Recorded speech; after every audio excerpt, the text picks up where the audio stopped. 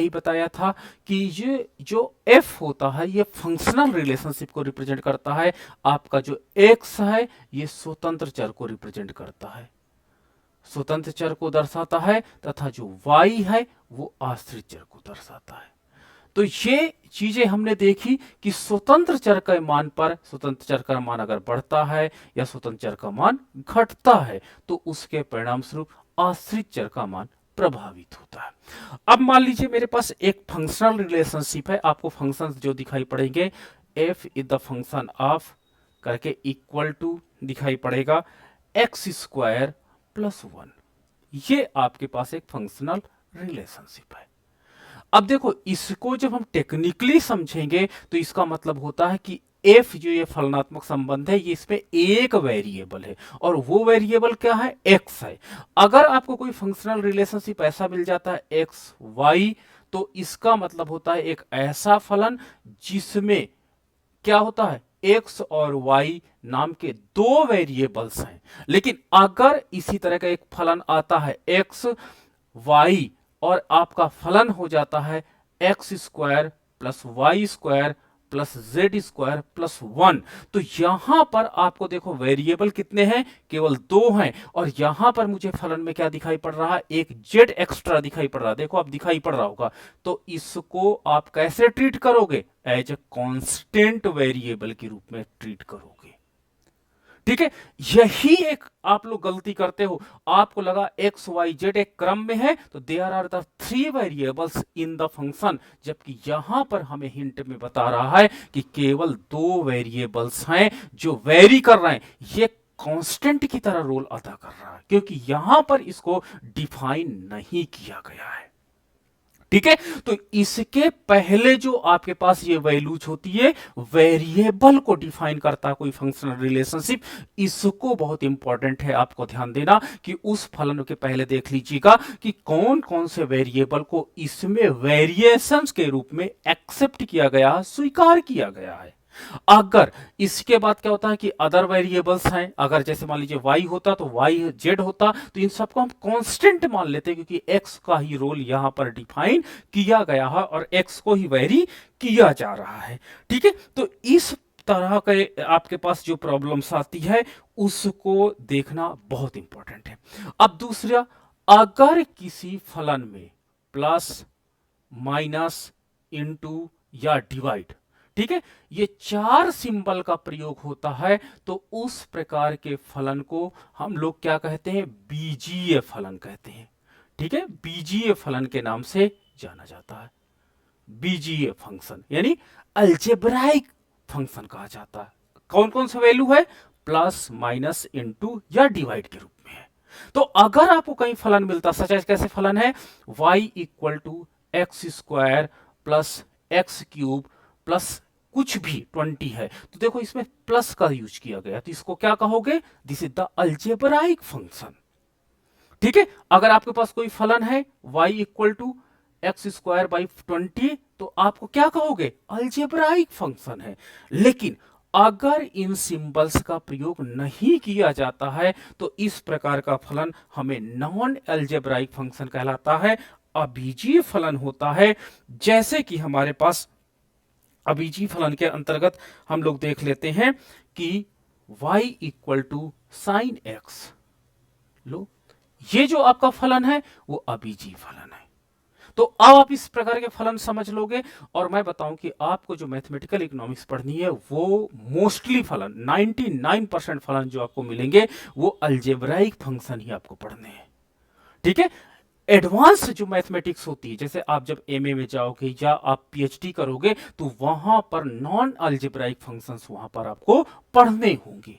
ठीक है, तो ये पॉइंट आपको बहुत इंपॉर्टेंट याद रखना पड़ेगा कि जो हम फलन पढ़ने जा रहे हैं वो बीजीय फलन होंगे, अल्जेब्राइक फंक्शन पढ़ेंगे और अल्जेब्राइक फंक्शन के साथ हम काम करेंगे। अब दूसरा आता है फलन, जैसे अब जब हम फलन के आगे की बात करते हैं तो आता है स्पष्ट फलन तथा अस्पष्ट फलन। स्पष्ट तथा अस्पष्ट फलन, स्पष्ट तथा अस्पष्ट फलन। ठीक है, इसको इंग्लिश में हम बोलते हैं एक्सप्लिसिट फंक्शन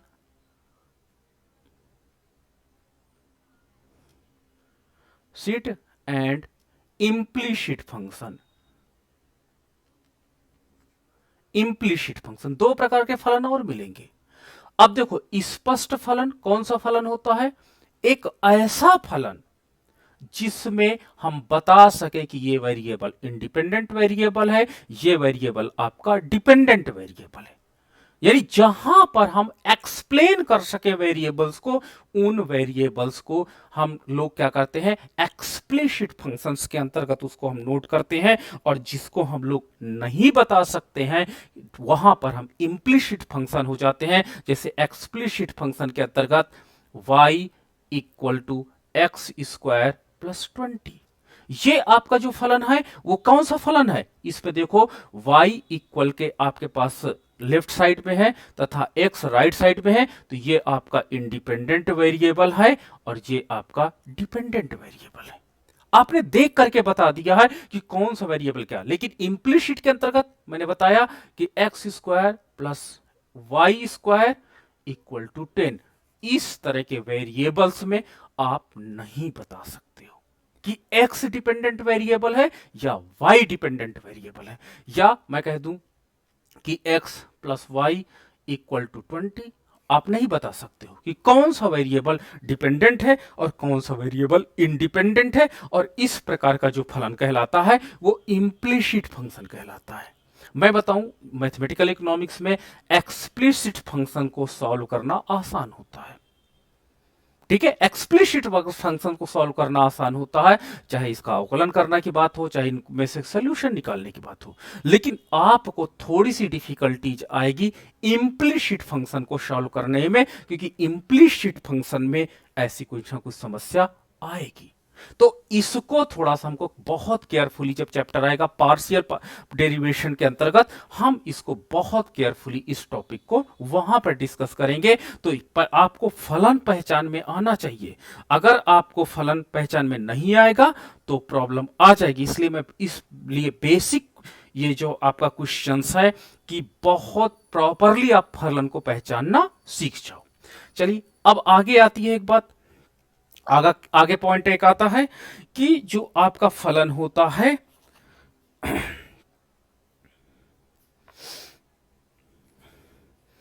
हाँ, जो आपका फलन होता है वो उस फलन में एक होता एक मानी, यानी जिसमें एक सिंगल वेरिएबल होता है उसे एक मानी फलन कहते हैं।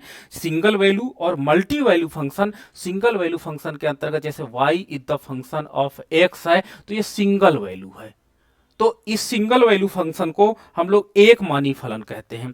लेकिन अगर आपके पास क्या हो जाए कि द्विमानी फलन हो जाता है, तो द्विमानी फलन का मतलब ये होता है कि जहां पर आपके पास दो से अधिक मान, जैसे x का आपने देखा होगा जब कभी वेरिएबल आप डिफाइन करते, सॉरी, जब आप किसी x की वैल्यू निकालते होगे तो x की वैल्यू अगर 10 आ जाती एक स्पष्ट रूप से, तो आप क्या कहोगे कि सर एक मानी है। लेकिन कहीं कहीं क्या होता है कि x का वैल्यू क्या आ जाती है, √10 आ जाती। अब इसको जब हम तोड़ते हैं तो क्या होता है, x का एक पॉजिटिव वैल्यू आ जाती है और x की एक निगेटिव वैल्यू आ जाती है। ठीक है, तो इस प्रकार के फलन को हम लोग द्विमानी फलन के नाम से जानते हैं। यानी एक ऐसा फलन जो दो वैल्यू को हमको निर्धारित करता है, इसे हम लोग द्विमानी फलन के अंतर्गत काउंट करते हैं, नोट करते हैं। ठीक है, तो ये आपको सिंपल जो फंक्शंस होंगे वो एक मानी होंगे, यानी सिंगल वैल्यू फंक्शन होंगे। आपको सिंगल वैल्यू फंक्शन होंगे तो सिंगल वैल्यू है। और जब आपके पास क्या होता है कि कोई ऐसे कॉम्प्लिकेटेड फंक्शंस होंगे जिसमें दो वैल्यू आएगी, एक पॉजिटिव एक निगेटिव, तो वो से हम लोग क्या कहते हैं, डबल वैल्यूज क्या होते हैं, डबल वैल्यूज के अंतर्गत या मल्टी वैल्यूज फंक्शन को हम लोग नाम से उसे जानते हैं। अब बात आती है कि इन फलन का प्रेजेंटेशन कैसे होता। देखो प्रेजेंटेशन फलन का इसलिए इंपॉर्टेंट हो जाता है क्योंकि मैथमेटिकल इकोनॉमिक्स अगर आपको स्ट्रांगली आती है तो आप ग्राफ को बहुत केयरफुली समझ सकते हो। मैंने देखा होगा, आप माइक्रो इकोनॉमिक्स में पढ़े होंगे, एसी यू आकार का पाया जाता है, मार्जिनल कॉस्ट कर्व भी यू आकार का पाया जाता है, but the shape of AC, the shape of MC is not similar. ठीक है, उसकी ढलान में अंतर पाया जाता है। अगर आपने पढ़ा होगा माइक्रो इकोनॉमिक्स के अंतर्गत कि एसी और एमसी दोनों फंक्शंस का जो स्लेप होता है वो यू आकार का होता, but the slope size is different between both. दोनों के बीच का जो स्लोप साइज है वो अंतर होता है। तो ये फलन आपको डिफाइन करेंगे।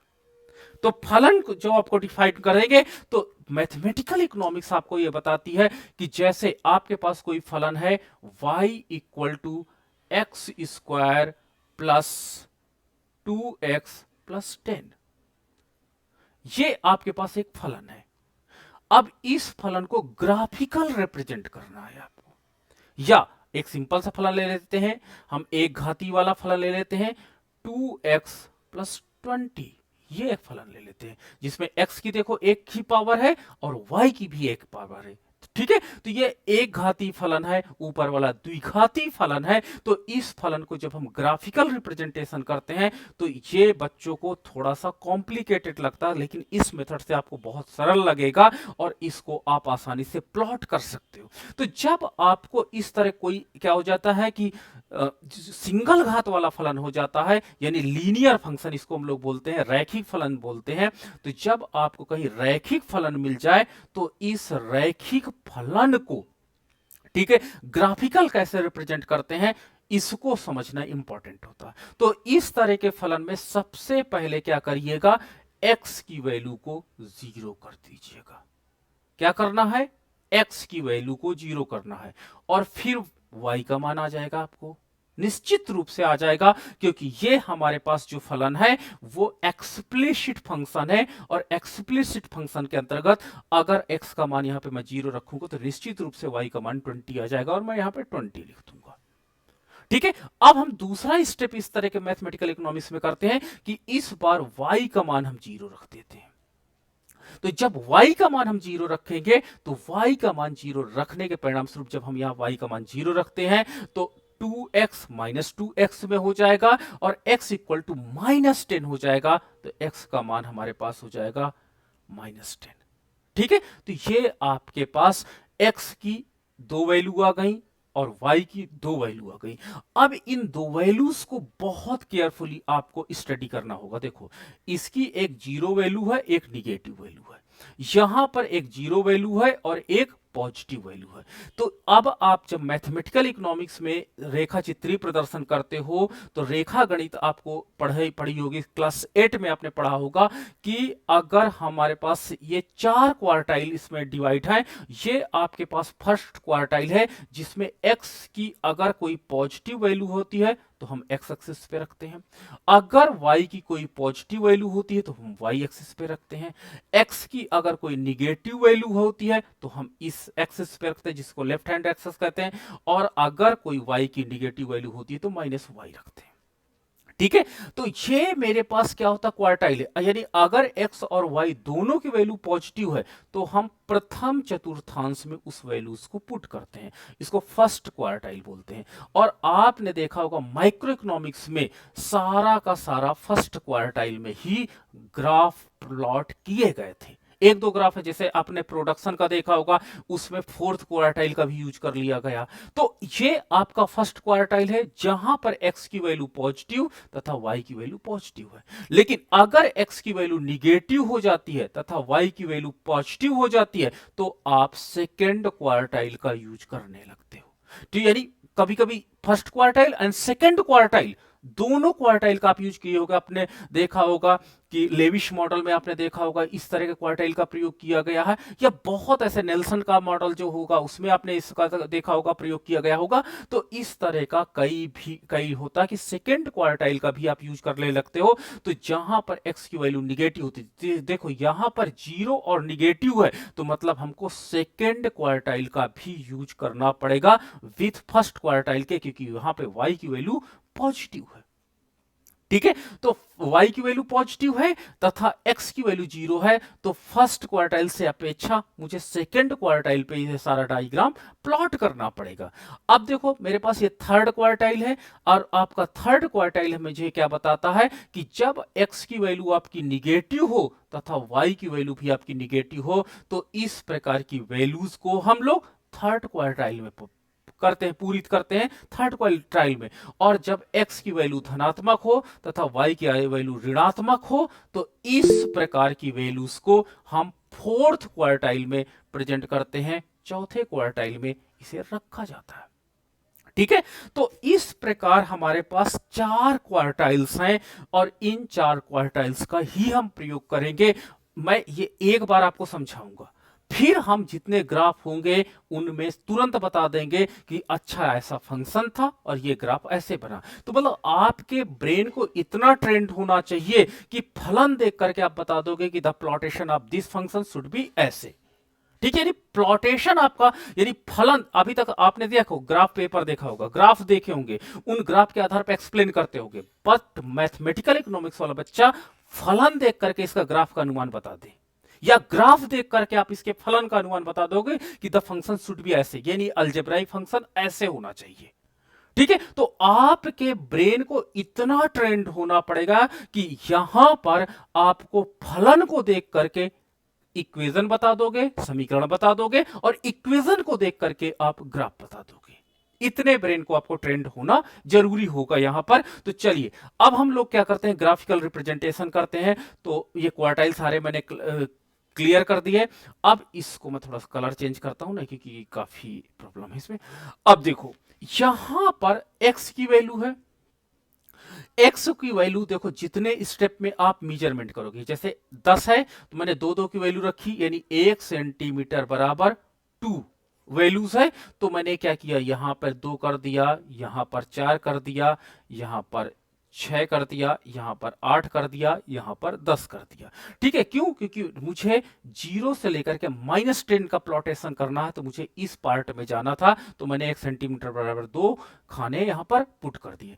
अब y वाले क्वार्टाइल में मुझे पॉजिटिव क्वार्टाइल में चलना। अब देखो मुझे जैसे 5 स्टेप में मैंने इसको डिवाइड किया, 10 पाया हूं, उसी तरह मुझे 5 स्टेप में 20 पाना है। मतलब 5 हार्ड एंड फास्ट रूल नहीं है, 4 पे भी आप पा सकते हो, 6 पे, बट ज्यादा ऑड रेशनलिटीज ना हो जाए कि इसको 5 कदम में आप 10, यानी ये जो नंबर नेक्स्ट पा रहे हो और इसमें ज्यादा कदम, तो इसको भी 5 से करते हैं। तो 4 का क्लासिफिकेशन करते हैं। तो y एक्सिस में हम 1 सेंटीमीटर बराबर क्या करते हैं, 4 यूनिट को रखते हैं। तो 4 यूनिट को जब रखेंगे y एक्सिस में, तो यहाँ पे 4 हो जाएगा। ठीक है, नीचे नहीं चल रहा है क्योंकि पॉजिटिव वैल्यू, इसलिए ऊपर वाली y वैल्यू पॉजिटिव वैल्यू के साथ चलेंगे। 4 हो जाएगा, 8 हो जाएगा, 12 हो जाएगा, 16 हो जाएगा, 20 हो जाएगा, और एक और 24 हो जाएगा। आप एक स्टेप। अब हम प्लॉटेशन करते हैं पहली वैल्यूज को। जब x का मान 0 है तो y का मान 20 है। तो जब x का मान 0 है, तो देखो x का मान 0 है तो y का मान 20 है, यानी ये आपका a पॉइंट हो जाता है। और जब आपके x का मान -10 है तो y का मान 0 है। जब x का मान -10 है तो x का मान -10 है तो y का मान, तो ये आपका b पॉइंट हो जाता है। इन दोनों पॉइंट्स को आप मिला दोगे, तो इन दोनों पॉइंट्स को मिलाने के बाद क्या होता है कि हमें एक लीनियर रेखा प्राप्त हो जाती है। अब देखो इकोनॉमिक्स में एक मान्यता है, ठीक है, मैथमेटिकल इकोनॉमिस्ट इस लाइन को एक्सेप्ट कर रहे थे, ए बी लाइन को मैथमेटिकल इकोनॉमिस्ट एक्सेप्ट कर रहे हैं, कोई प्रॉब्लम नहीं, लेकिन इकोनॉमिस्ट इस लाइन को नहीं एक्सेप्ट कर रहा था। कारण क्या था कि हम निगेटिव वैल्यू के साथ कभी इकोनॉमिस्ट जा ही नहीं सकता है। यहां पर जो सेकेंड क्वार्टाइल है that containing the negative value, ठीक है, हम थर्ड क्वार्टाइल में जा ही नहीं सकते because the value of x and y, दोनों वैल्यूज क्या होती हैं, यहां पर निगेटिव हैं। हम फोर्थ क्वार्टाइल पे नहीं जा सकते बिकॉज ऑफ यहां पर पॉजिटिव के साथ निगेटिव है। तो यानी इकोनॉमिस्ट कह रहे थे कि हम फर्स्ट क्वार्टाइल में, यानी आपका जो प्रथम चतुर्थांश है, ठीक है, वही प्रथम चतुर्थांश हमारे लिए एप्रोप्रिएट है और वो ह्यूमन बिहेवियर को प्रॉपर रिप्रेजेंट करेगा। ठीक है, कोई भी व्यक्ति, जैसे हम और आप दोनों बैठे हैं, हम अपना भी पॉजिटिव वैल्यू रखें, आपकी पॉजिटिव वैल्यू रहे, तभी काम होगा। तो इकोनॉमिस्ट ने कहा कि जो रेशनल बिहेवियर होगा वो फर्स्ट क्वार्टाइल पर ही पॉसिबल हो सकता है, सेकेंड, थर्ड, फोर्थ क्वार्टाइल पे नहीं पॉसिबल हो सकता है। तो इसलिए ह्यूमन बिहेवियर के अंतर्गत 3 क्वार्टाइल को रिजेक्ट नहीं किया गया, बट इसका प्रयोग यूज बहुत कम हुआ। तो इसलिए फर्स्ट क्वार्टाइल इकोनॉमिस्ट ने ज्यादा स्वीकार किया, क्योंकि रेशनलिटीज को रिप्रेजेंट कर रहा था और रेशनलिटीज को रिप्रेजेंट करने के कारण ऐसा हो रहा था। ठीक है, तो ये आपको एक समझना पड़ेगा। तो इस तरह अगर ये आपका क्वार्टाइल क्या हो जा रहा था, सेकंड में जा रहा, अब फर्स्ट में रिप्रेजेंट करना, तो इसको आपको डॉट डॉट करके आगे बढ़ाना पड़ेगा। और जब डॉट डॉट करके आगे बढ़ाना पड़ेगा तो ये पार्ट आपका इकोनॉमिक्स के अनुसार रेशनल बिहेवियर को रिप्रेजेंट करेगा। ठीक है, यानी मैथमेटिशियन तो ए बी लाइन को स्वीकार कर लेंगे, मैं बार बार बोल रहा हूं, but economist A B line को स्वीकार क्यों नहीं करेंगे, यह मैंने आपको बताया। इसलिए इसको डॉट करके आगे बढ़ा करके फर्स्ट क्वार्टाइल में चीजों को दिखाया जाता है। ठीक है, तो फर्स्ट क्वार्टाइल में जब तक आप चीजों को नहीं दिखाओगे तब तक आपको प्रॉब्लम्स बनी रहेगी। ठीक है, तो ये आपका था graphical representation of the function. तो ये फलन जो है वो इस तरह रिप्रेजेंट किया जाता है। तो ये एक आपके दिमाग पे एक बड़ी चलती थी महत्वाकांक्षा कि आखिर सर हम ऐसे कैसे करते हैं। तो ये एक आपका सोल्यूशन शायद आज मिल गया होगा।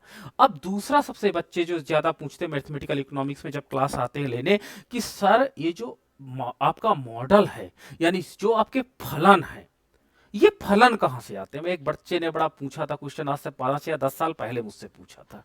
तो बाद में सारे बच्चों ने कहा हाँ सर यही प्रश्न मेरा भी था कि ये फलन कहां से आते हैं। क्या ये फलन कोई बना के हमको दे देता है? क्या ये फलन ही हो सकते हैं? क्या हम अपना फलन कोई नहीं बना सकते हैं? ये कई प्रश्न बच्चों के आए कि क्या सर हम किसी के बिहेवियर का फलन नहीं, हम जाते हैं सब्जी खरीदने जाते हैं, मेरे पास 10 रुपए है, मैंने 10 रुपए में प्राइस पूछा, तो क्या मैं इस अपने बिहेवियर का फलन बना सकता हूं? Yes you can. आप फलन बना सकते हो अपने बिहेवियर का, आप फलन बना सकते हो समाज के सारे व्यक्तियों के बिहेवियर का, आप फलन बना सकते हो 1 साल के पुराने डेटा को लेकर के सारे फलन बना सकते हो। तो आखिर ये फलन कैसे जनरेट होते हैं, ये एक प्रश्न बनता है कि इस तरह के फलन कैसे जनरेट होते हैं। चलिए, आप ये वैसे आपको ये सारी चीजें याद होनी चाहिए, बट मैं आपको फिर से एक बार रिवाइज कर देता हूं कि इस फलन को हम कैसे बनाते हैं। देखो, एक फलन बनाने का डेटा का देखो होता क्या है कि x है, y डेटा है। ठीक है, जब x का मान 10 है तो y का मान कितना हो जाता है? 5। मान लो कोई, अब ये डेटा हम ले देते, अभी मैं इकोनॉमिक्स नहीं लगा रहा हूं, और किसी कारण से ये 5 है तो या ये 6 है। ठीक है, ये एक मेरे पास डेटा बिहेवियर है। ठीक है, अब यहाँ पे प्राइस भी मैं रख सकता हूँ, क्वांटिटी रख सकता हूँ, यानी इकोनॉमिक्स में मैं इकोनॉमिक्स का जो डिमांड फंक्शन है वो बाद में बनाऊंगा। बट अभी ये एक डेटा इंफॉर्मेशन दी गई है कि जब कोई चीज मान लीजिए 10 रुपए की तो मैंने 5 खरीदा, जब 5 रुपए की थी तो मैंने 6 खरीदा। ठीक है, ये आपका एक रेशनल बिहेवियर है। तो इस डेटा को क्या मैं फंक्शन के रूप में कन्वर्ट कर सकता हूं? Yes you can. तो इसके लिए फार्मूला होता है y minus y1, y minus y1 equal to y2 minus y1 upon x2 minus x1 bracket में x माइनस x1। इस फार्मूले को याद रखना, ये जो डेटा दिया होता है उसको फंक्शन में बदलने का फार्मूला है। अब क्या होता है, अगर डिमांड एंड प्राइस दिया है तो y1 और y2 की जगह y1 y2 x1 x2 की जगह p और q का यूज कर लेंगे, आपका डिमांड फंक्शन बन जाएगा। तो चलो, यहां पर जो पहला बिहेवियर, जैसे ये आपका x1 की वैल्यू है, इसकी दूसरी वैल्यू x2 की वैल्यू है, इसी तरह ये y1 की वैल्यू है और ये आपकी y2 की वैल्यू है। इन वैल्यूज को या इस फलन में हम रख देंगे। ठीक है, तो जब इन वैल्यूज को हम फलन में रखेंगे तो y माइनस y1 5 हो जाएगा, equal to y2 minus y1 यानी 6 माइनस 5 हो जाएगा, अपॉन x2 माइनस x1, तो x2 क्या है 5 माइनस 10 हो जाएगा, और x माइनस x1 और माइनस कितना है, माइनस आपका 10 है। अब इस फलन को आप, इसको समीकरण को, समीका को आपको क्या करना पड़ेगा, सिंप्लीफाई कर लीजिएगा। y माइनस 5 इक्वल टू 6 में से 5 गए 1 बटे माइनस 5 ब्रैकेट में x माइनस 10। अब हम लोग क्या करते हैं, क्रॉस मल्टीप्लीकेशन कर देते हैं, माइनस 5 का इधर गुणा कर देते हैं, तो माइनस 5 ब्रैकेट में y माइनस 5 इक्वल टू 1 का गुणा कर देते हैं इससे, तो 1 का गुणा जब हम करेंगे तो कितना हो जाएगा, x माइनस 10 हो जाएगा। अब आपके पास हो जाएगा -5y plus 25 equal to x, आपके पास हो जाएगा -10। अब आप इसको सिंप्लीफाई कर लो। सिंप्लीफाई में जैसे कुछ इकोनॉमिक्स की थ्योरम इकोनॉमिक्स होता तो मैं जानता कि प्राइस इंडिपेंडेंट वेरिएबल है, डिमांड डिपेंडेंट वेरिएबल है, तो मैं इंडिपेंडेंट को हरदम राइट साइड रखता और डिपेंडेंट को मैं हरदम लेफ्ट साइड रखता। ये इकोनॉमिक्स की थ्योरम मुझे पता है, ठीक है। लेकिन मैथमेटिकल में अभी अब मुझे यहाँ पे डिफाइन नहीं है, तो मैं सारी चीजों को उठाकर x को दाहिने साइड रखता हूं, बाकी सबको ये एज्यूम कर लेता हूं कि y जो है मेरा डिपेंडेंट वेरिएबल है तथा x मेरा इंडिपेंडेंट वेरिएबल है, ये मैंने एज्यूम कर लिया है। तो इसके आधार पर मैंने क्या किया यहां पर कि -5y equal to x minus 10 minus 25। अब आपके पास क्या हो जाता, माइनस से मैं क्या करता हूं, मल्टीप्लीकेशन कर देता हूं, तो 5y equal to -x plus 10 plus 25, y equal to -x बटे 5 प्लस ये 35 हो जाएगा ना, 35 बटे 5, तो y इक्वल टू आपके पास हो जाएगा -x बटे 5 प्लस 5 छक्का 5 सते 35। ये तो ये आप देखिए उपरोक्त डेटा, ये जो डेटा आपका था इंफॉर्मेशन, उसको हमने फलन के रूप में कन्वर्ट कर लिया है। ये आपका डेटा फलन के रूप में परिवर्तित हो चुका है। अब इस फलन का आप प्लॉटेशन कर सकते हो। तो इस तरह हमारा जो डेटा होता है इकोनॉमिक्स में, उस डेटा को हम लोग, जो डेटा सोसाइटी में आप देखे होंगे कि किस रेट में कौन सी चीजें बिक रही हैं, उन डेटा को इकोनॉमिक्स कलेक्ट करता है, उससे फंक्शंस बनाता है और उससे ग्राफ इंटरप्रेट करता है, और ग्राफ इंटरप्रेट करने के साथ ही साथ वो क्या करता है कि इन ग्राफ को एनालिसिस करता है। तो ये डेटा एनालिसिस्ट की बहुत बड़ी जॉब होती है। अब शेयर मार्केट में देखे होंगे, आपने देखा होगा मार्केट में, थोक मंडीज में देखा होगा, हर जगह पर इसी चीज को ग्राफिकल रिप्रेजेंटेशन किया जाता है और इस आधार पर इसका एनालिसिस करते हैं। तो अब आप ये समझ गए होंगे कि डेटा जो होता है, उस डेटा को हम फंक्शन के रूप में कन्वर्ट कर सकते हैं और उस फंक्शन को हम किसमें, ग्राफिकल रूप में रिप्रेजेंट कर सकते हैं। तो ये मैथमेटिकल इकोनॉमिस्ट बहुत ही जीवे में कर सकते हैं। अब देखिए अगला आता है लीनियर इक्वेशन। रैखिक फलन की विशेषता क्या होती है? देखिए ये सारी विशेषता आपको आनी चाहिए। जैसे आप गाड़ी ड्राइव करते हो, ब्रेक कहाँ है, क्लच कहाँ है, गियर कहाँ है, स्टीयरिंग कहाँ है, शीशा साफ है कि नहीं है, इंजन में लुब्रिकेट प्रॉपर है कि नहीं, टायर में हवा है कि नहीं, गाड़ी चलाने से पहले हर चीज चेक करते हो। और एक अच्छा ड्राइवर एक अच्छा गाड़ी का जानकार होता है, आप ये जानते होगे। उसी तरह मैथमेटिकल इकोनॉमिक्स में रैखिक फलन क्या होता है, रैखिक फलन का बिहेवियर क्या होता है, रैखिक फलन की विशेषता क्या होती है, उसको आना बहुत जरूरी है। तो रैखिक फलन वो होता है जिसकी पावर इकाई के बराबर होती है, यानी इकाई के बराबर। अब जैसे यहाँ पे पावर 2 नहीं हो सकती है। रैखिक फलन में चाहे आपका डिपेंडेंट वेरिएबल हो चाहे इंडिपेंडेंट वेरिएबल हो, उसकी पावर क्या होगी, 1 ही होगी। यानी इसका अगर मैं ग्राफिकल रिप्रेजेंटेशन करूंगा, इसका मैं ग्राफिकल करूंगा, तो एक लाइन बन के आएगी, एक रेखा बन करके आएगी। बट ये रेखा कैसे हो सकती है, ये रेखा ऊपर की ओर हो सकती है, ये रेखा पैरेलल हो सकती है, ये रेखा नीचे की ओर हो सकती है। It may be possible.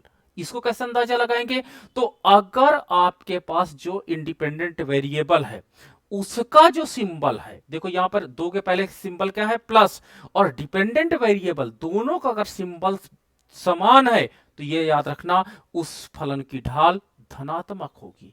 इसे हम क्या कहेंगे, धनात्मक ढाल वाला फलन, धनात्मक ढाल होगी।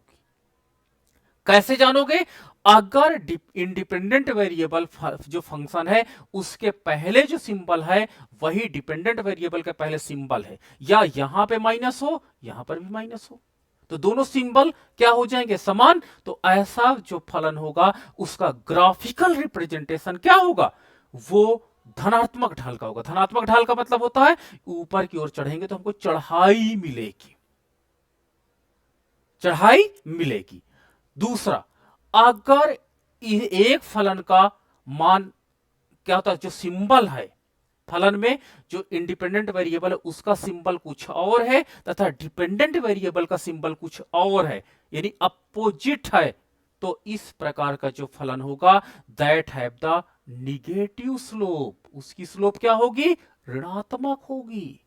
हम फलन देख करके बता देंगे, बस यही फार्मूला हम लगाते हैं कि डिपेंडेंट वेरिएबल चेक किए, इंडिपेंडेंट वेरिएबल क्या both have the negative, both have the opposite direction symbol, yes the slope should be negative. ठीक है, यानी इस तरह का फलन कैसे होता है आपका, इस तरह का फलन आपका हो जाएगा minus y equal to 2x plus 1।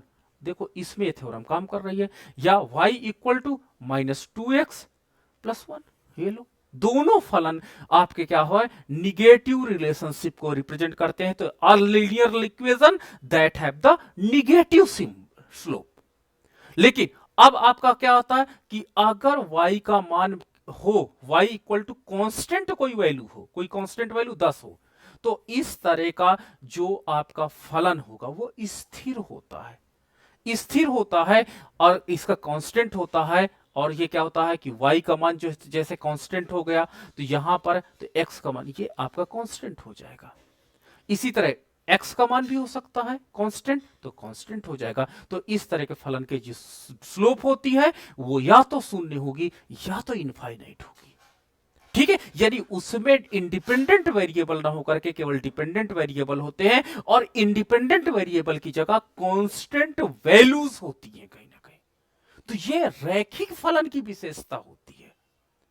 तो रैखिक फलन के विषय में आपको बहुत अच्छा ये सारी चीजें जानकारी होंगी, तभी आप इस तरह के प्रश्नों को आसानी से सॉल्व कर सकते हो, अन्यथा की स्थिति में आपको प्रॉब्लम आएगी। ठीक है, तो आज हमने बेसिक मैथमेटिक्स के अंतर्गत इतना हुआ। कल हम कुछ और चीजों को नहीं सीखेंगे। तो अब आपके कोई प्रश्न हो तो जरूर हमारे साथ शेयर करिएगा, ताकि हम आपके प्रश्नों को उत्तर दे सकें। तो जरूर पूछिएगा, बताइएगा।